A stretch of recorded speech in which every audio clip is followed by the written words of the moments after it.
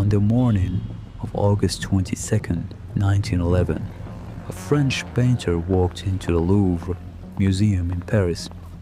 He set up his easel in the Salon Carré, ready to paint a copy of a masterpiece. But when he looked at the wall, the painting was gone. All that remained were 4 iron hooks. At first, no one panicked. The guards simply assumed the museum's official photographers had taken it down to the studio. But hours passed. When they finally checked the photo studio, it was completely empty.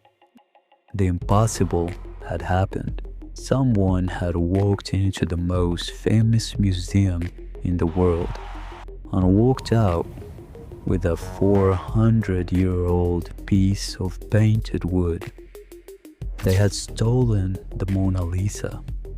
And the craziest part, it was the easiest heist in history. Meet Vincenzo Peruggia.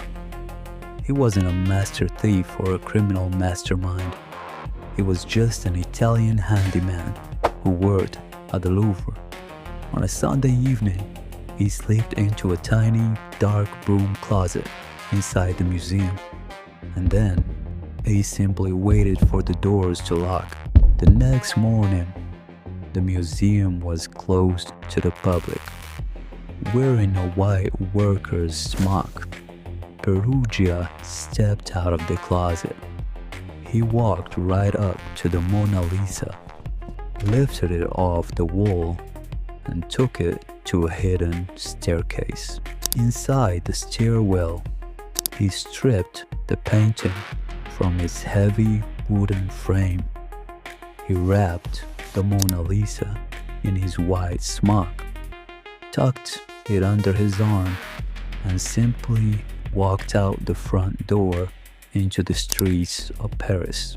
For over 24 hours, nobody even realized the painting was missing.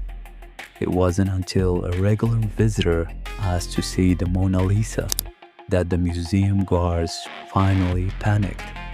They searched every room, but all they found was the empty frame left in the stairwell. The news exploded. The borders of France were closed. Ships and trains were searched. Suddenly, a painting that was only famous in the art world became the most talked about face on the planet. People flocked to the Louvre just to stare at the empty wall.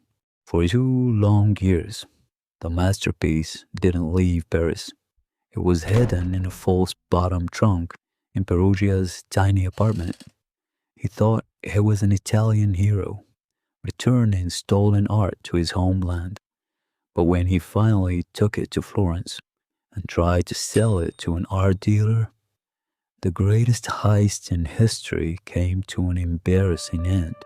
The dealer authenticated the painting, smiled, and immediately called the police. Peruggia served just a few months in jail, but his clumsy crime changed history forever. He didn't just steal the Mona Lisa. He made it the most famous painting in the world.